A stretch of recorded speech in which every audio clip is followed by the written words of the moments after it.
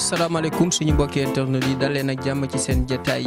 gan gi comme niñ ko baaxoo di def saa su nekk rek dañuy jël benn thème waxtaan seeg suñu naataango di dalal ñi nga xamante ne ñoo dëkk fii ci diwaanu Pikine ba pare di yëngu ci wàllum politique tey nag ñuy dalal Birane Ndiaye. Birane Ndiaye mooy kan dañuy dem ak suñu élément en collaboration avec le technicien. bokk na si ñi ràññee lool fii ci diwaanu Ndar gi mu juddoo waaye tamit fii ci Pikine mu bokk ci génération yu jëkk a tàbbi ca l'école Mamadou Charles de Gros Diallo xàmmee nañu ko itam ci wàllu sport mu di ko xarañoon lool ci football jaar ASC Jamono jaar ASC Déggo ba tey sax muy wéy ci wàllu woowee Birane Ndiaye moo di jamono yi entraîneur bu ASC Déggo mu jaar nag fi moroomu ndawam yi jaar lu ci mel ne foyer socio-éducatif ak itam mouvement associatif jamono yooyee nga xamante ni mi ngi lycée technique André Pétavin mu di jàngalekat ci atum 2016 la daal di dugg ci politique gis boppam ci Pastef comme ni mu koy faral di waxee fii ci Pikine bu ñu nee les patriotes xel yépp ci moom lay njëkk a dem mu di responsable commission massification de la section et de la coordination de Pastef Saint-Louis Birane Ndiaye moo di suñu gan tey jii.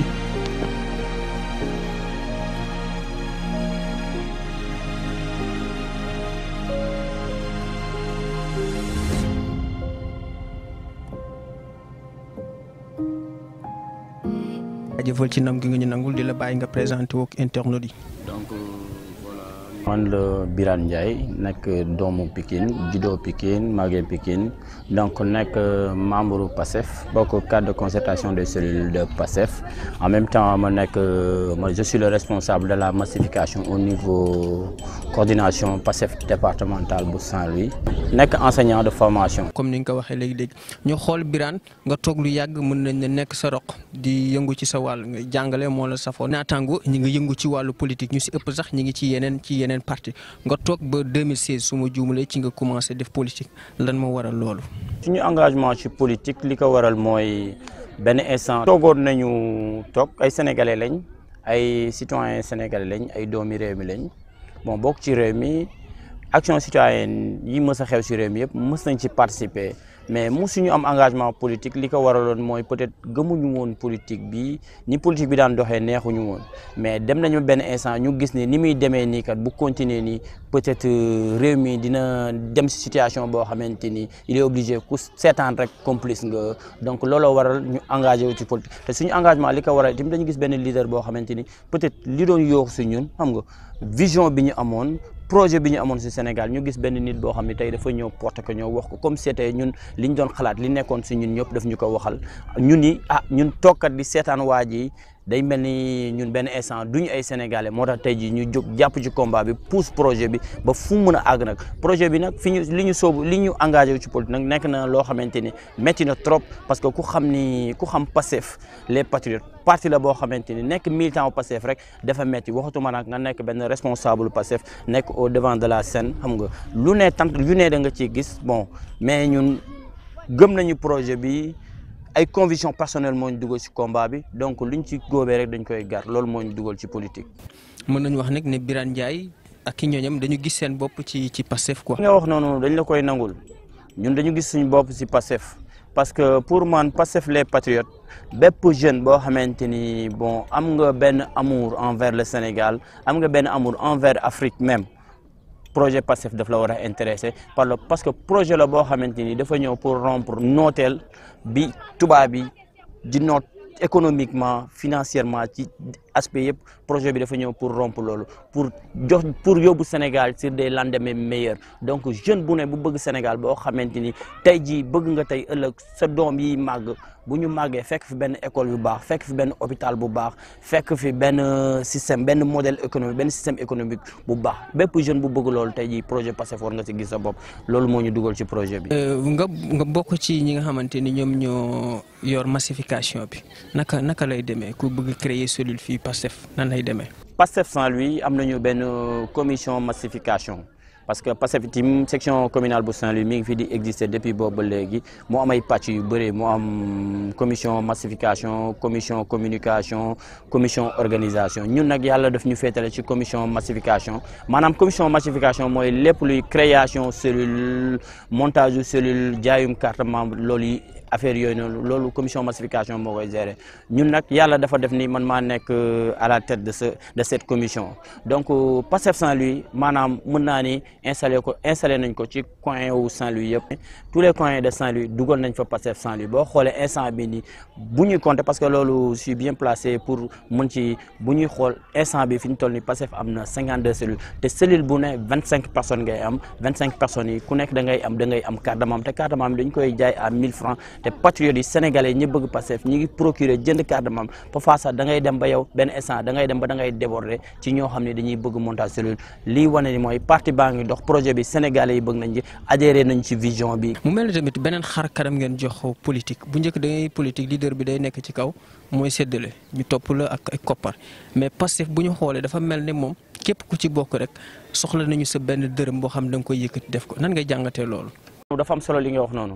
parce que dañu gis ni depuis 1960 ba à nos jours dañ daan gis ni gars yi daan defee politique mooy benn nit mooy dem wuti xaalis doo xam fu mu jëlee xaalis peut-être sax mën na am benn lobby bu nekk ci ginnaaw mën na am waree ba keneen ku nekk ci ginnaaw koo xamante ni bon mën na am ay intention yoo xamante ni peut-être gënalul Sénégal ñoo jox ko waajooju ñëw wut ay militants am di leen jox xaalis affaire yooyu cependant parce que dafa ñëw ni loolu pour man du loo xamante ni politique bu mën doxal réew la. parce que dafa ñëw indi benn genre politique parce que généralement sax dañuy wax politique autrement maanaam tey jii nii projet bi ñun ñëpp ñoo ko bokk même le président Ousmane Sonko ëppul kenn ci projet bi malgré moom mooy porté projet bi et nekk na nit koo xamante ni mu ko porté patriotes yëpp kontaan nañ ci loolu donc lépp lu ñuy def day nekk loo xamante ni ku nekk sa dërëm cotisation affaire yooyu boo xoolee Pastef amul fenn fu muy jëlee fonds à part ci militants yi parce que li gën a jaaxal état bi sax loolu si la gën a bokk parce que defoon nañ fi benn nemmeeku tur boo xamante ni indi woon na fi coow lu bëri ba dem ba ministre bi menacé fi ni day tas parti bi génnee fi benn torchon à 0 heure xaw ma à 3 heures du matin ni parti bi peut-être affaire dafa am ay financement occulte affaire yooyu noonu maanaam titre rek ci parti bi ni muy doxee parce que bu njëkk dañu daan gis ni politicien bi mooy ñëw jox militant bi xaalis mais léegi dañu gis militant bi moo jël politicien bi di ko jox xaalis ni que ñun ñoo lay fay yaa ñuy liggéeyal dañuy defalal lu ñu bëgg au jour parce que loolu noonu day wane ni jour bi président bi deful lu ñu bëgg tey muy Ousmane Sonko muy keneen dañ koy tekki fële parce que projet la loolu moo waral loolu. mais tey boo seetloo bu baax kon benn façon yi politique moo fi amoon boobu amoon tey ngeen jóg bugg di est-ce que jàpp nga ne citoyens yi pare nañu à 100% pour rompre avec tel acte. pare au fur et à mesure lépp loo gis li gars yi di wax Sénégal xëyul sotti parce que lépp loo gis rek. au fur et à mesure ndànk-ndànk la ñuy dem au fur et à ñuy dem ba mu sotti parce que nu mu tudd combat bi peut-être commencé wul ci Ousmane Sonko benn révolution la bu doon dem ndànk-ndànk di ñëw ba agsi fii agsi parce que ay ñoom Chante Diop ñoo ko commencé woon mu jaar ci ñoom ay Mamadou Dia ñuy dem ci parti gauche yi muy dem sénégalais yi di éveillé wu ndànk-ndànk ñu ciy tëj ay nit ñuy dem ba mu agsi ba Ousmane Sonko ñëw au fur et à 2016 man fekk na ma ci parti bi metti woon na trop pour nga gisoon sax ñaari nit. parce que projet boo ko daan wax gars yi dañ naan kii lii c'était de l'utopie waaw gars yi li ñuy wax nii mënul nekk mais au fur et à mesure ñuy dem ba élection présidentielle élection législative 2016 yooyu noonu Ousmane Sonko plus fort reste la demee assemblée nationale après ñuy gën a liggéey ñu dem ba présidentielle yi première élection présidentielle am Ousmane Sonko am plus de 15% mu lay wane Sénégalais yi loolu politique autrement boobu ñuy indi malgré du Sénégalais yëpp instant ñoo si gis seen bopp. mënti am ñi ngi wéy ci élection benn coalition Yewwi Askan Wi je pense Pastef mi ngi ci biir PUR mi ngi ci biir yeneen ak yeneen parti yu nekk ci biir léegi ci biir coalition bi naka lay demee nan ngeen di waajalee élection yi. dafa nekk loo xam ni benn demande nationale la pour tous les Sénégalais yoo xamante ni bëgg nañ Sénégal. parce que tey sénégalais instant yi dañoo sonn ci régime bi fi nekk ba benn instant bëggatuñ seen dara parce que Sénégal pour dire vrai dafa metti parce que benn justice à 2 vitesses moo fi am xam nga économie bi demeewul noonu sénégalais xiif nañ tey justice à 2 vitesses boobu mën naa ko illustrer par le cas de Bougazali jàppee nañ ko fi ay faux billets mu ni moom de tuggul laalu taxul après benn vidéo barki démb génne nañ ko bu ko épinglé ñu gis fi itim le cas de nu mu tudd waa Y'en a marre yi ñu bëgg ñu leen di soutenir ñu leen di soutenir parce que instant bii nii peut-être def nañu wala defuñu ñun loolu xamuñu yàlla moo xam mais ni ñu gisee justice bi jëlee dossier bi dañ ciy am ay jiixi jaaxa parce que tey jii nii Y'en a marre mënuñu leen jàppee ay nu mu tudd ay passeport yoo xam ni loo xam ni sax affaire privée la entre ñaari copains la tey jii nii Bougazelli fraude phobie ci économie bi lay impacté kon donc tey kooku warul fanaan këram tey suñu kooku fanaanee këram ñu jàpp ñu benn affaire privée boo xam ne ñaari nit la ñu yóbbu leen kaso day am leneen lu muy nirool donc ñu xam ne rek sénégalais yi métti na métti goo xam ne moo tey jii nii sénégalais yi ñëw tënku ci benn coalition ni ah yéen kat leader yi nekk ci opposition bi booloo leen pour mën a renverser gouvernement bii nii si la ñu créé coalition Yewwi Askan nag parti yëpp a fa nekk ku nekk yaa ngi sa leader ñun nag Pastef les patriotes ñun am nañ fa candidat suñu candidat pour li ma ñëwoon rek politique autrement bi ma dox Pastef dafa nekk parti boo xam ni dafa uteeg yeneen parti yi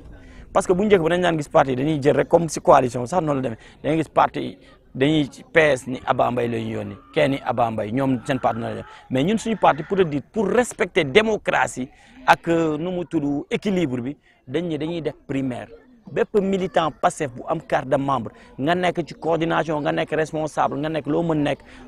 nga postuler pour nekk candidat wu Pastef pour loolu da ngay déposer dañuy organiser ay primaire def candidat à la candidature ni ku nekk ku bëgg na nga déposer ce dossier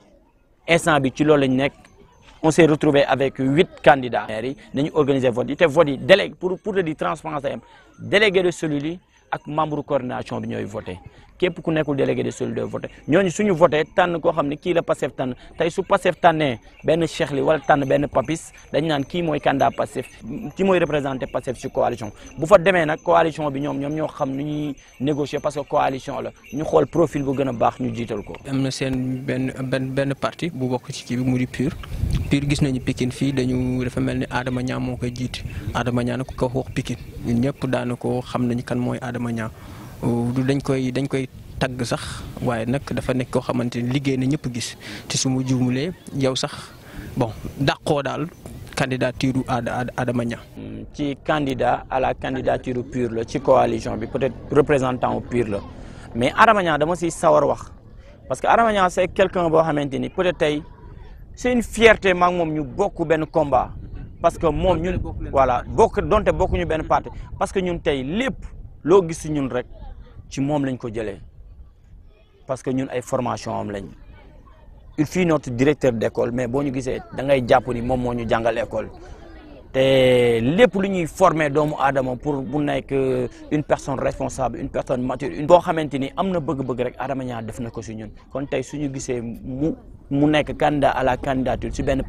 parti boobu ñu bokk ak moom coalition vraiment loolu fierté lay nekk parce que Adama Niang c'est quelqu'un boo xam ne il a tout donné pour Pikine Adama Niang amul lu mu desal Pikine bépp jeune tey jii nii leader d'opinion bu taxaw di wax Pikine ci ay loxoom nga jaar parce que ci école am nga jaar te école ba mu fa nekkee nekkoon na école de référence donc ñun ñu koy wax rek ñun vraiment ñun ay anciens élèves am ñun kontaan nañ ci candidat et kontaan nañu itam bokk ak moom benn vision parce que loolu fierté la parce que jàpp nañu itam ndeke suñu combat yi ñu nekkoon nekkul caaxaan nekkul combat noonu parce que ñu formé bu ñu demee ba fekk suñu si combat boobu ñu nekkoon rek jàpp nañu loolu dëgg la donc ñi ngi koy rafetlu di ko biggee et puis yow it question bi nga ma posé dafa ma xaw neex trop parce que Adama Niang c'est quelqu'un boo xamante ni parce que ki la formé outillé la moom amoo lenn loo ko mën desal moom bon li may wax rek parfois sax ñaari doom yi Moussa Niang ak comment dire sama ñaari copains yi xam naa dina leen métti trop parce que ñoom waa ñële lañ xam nga mooy loolu. waaw d'accord mais bon wax nga ko léegi Adama Niang nekk rek nga xam ne yëngu na ci Pikine mu nekk quartier boo xamante ni mun nañ ne dañ ko jàppee noot ko sax entre guillemets parce que ku bëgg a gagner rek da ngay ñëw Pikine gagner mais gisoo ne loolu tamit yoon la mu dakk. en fait li nga wax nii dafa am solo itam. parce que politiciens dañu jàppee Pikine benn genre bétail électoral xaw ma nu mu ko mos a tuddee parfois da ngay rus sax utiliser mot bi parce que Pikine est laissé à lui-même parce que fii ñu toog nii rek illustration la fii ñu toog nii illustration la parce que am na yeneen quartier yu am genre situation bii nii mais dañ ko defar ba mu baax boo demee déggu Njolofeen bi dañ fa defar parc sport gars yi di fa def sport def fa ay kii bale ko ba mu rafet mais xoola fii nii benn genre dépotoir ordure la rek rawatina mënoon nañ ko defar ba nga xam ne tourisme bi sax affaire bi day attirer touristes yi parce que xoolal ma nu mu tudd mangrove bu rafet bii nii parce que déjà lii rek yombul sax pour nga gis ko Afrique mangrove bu rafet bii nii tey jii nii buñ ko defaroon aménage ko def fi ay banc public xam nga nit ñi am fuñ toog péex mi di dugg dex gaa ngi nii géej gaa ngi ne le est-ce que du nekk loo xam ne mais politiciens yi ñoom loolu taluñu ko seen yoon nekk parce que dañu gis ne Pikine moom élection rek lañ leen di doyee te loolu gis naa ne jeune Pikinois yi ñi ngi ci affaire boobu te xam naa ne mi ngi dëkk parce que élection présidentielle yi gis nañ leen fi gaay woon score yi ñu daan def wàññeeku na bu baax te au fur et à mesure ñuy dem day gën a wàññeeku rek parce que déjà Pikine man miy wax sportif la football la si mouvement nawetaan laa nekk Pikine dem na ba amatul benn terrain wala benn espace de loisir bu booy yi mën a tàggatoo. ay frères ñoo xam ne ay patriotes lañ ay gars yoo xam dañoo bëgg Pikine muy waa pacte Pikine day dem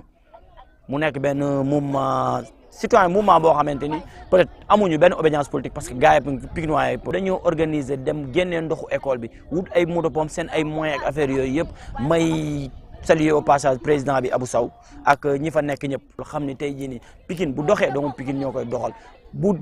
delloo ginnaaw doomu Pikine yëpp ñoo koy delloo parce que élection itam carte dafa nekk lu essentiel carte dafa nekk loo xamante ni lu am njëriñ su ko nit ki fooy rek foowee na aduna ay doomam donc il est temps que Pikinois yi xoolaat seen taxawaay par rapport ak élection xoolaat seen taxawaay par rapport ak yenn politique alimentaire yi parfois dañuy wax itam gis nga sa frère parfois mën na nekk sa ennemi et généralement Pikinois yi seen frères yi ñooy seen ennemi dañuy gis la majeure partie des Pikinois yi milité si ay partis politiques APR wala affaire yooyu ñu nekk parti au pouvoir li leen fa nekkal yëpp seen intérêt lan laa ci mën a am bu ñu taxee ak Mansour Faye wala benn autorité lan laa ci mën a am rek la ñuy wax autorité mais jamais nga dégg ñu ni lan la ci Pikine mën a am mës a am benn jour dafa ma dalool ci élection présidentielle yi benn waay taxaw ak benn autorité bu ñëwoon affaire te waa ji autorité la Pikine gars yi nekk fa affaire yooyu lan la wax politicien bi lan ngay bàyyi si koñ bi te en ce moment instant koñ baa ngi fees dell ak ndox muy laaj lan la fay bàyyi jéemul lijjanti sax ñoom nan la ñu évacuer ndox yooyu pour soulager ñooñu nekk si coono yi donc Pikinois yi dañu war a yeewu ci loolu itam xool bu baax politique alimentaire yooyu képp koo xamante ni dafa ñëw pour utiliser la pour mën a am si yow ay weccit nga teg ko fële xool koo xamante ni kii moo gën ci quartier bi nga votel ko. Birane Ndiaye l'émission tire à sa fin xanaa ñu bàyyi la rek tàggatoo ak mbokki internet yi. vraiment maa leen di remercier ma ñëw ci émission bii nii te mu nekk émission boo xamante ni dama siy sawar parce que samay frère ñoo ci nekk créer benn affaire boo xamante ni c'est-à-dire création emploi la muy PEC TV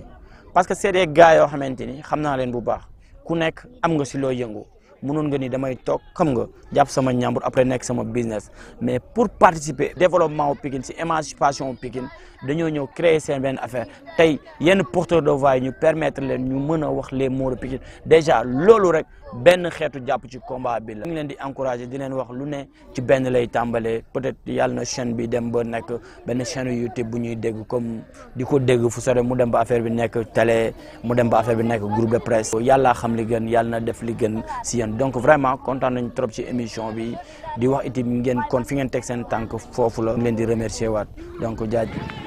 jaajëf kon ci kàddu yu rafet yooyu dañ naan amiin rek di leen jox dig daje ba beneen yoon ci beneen numéro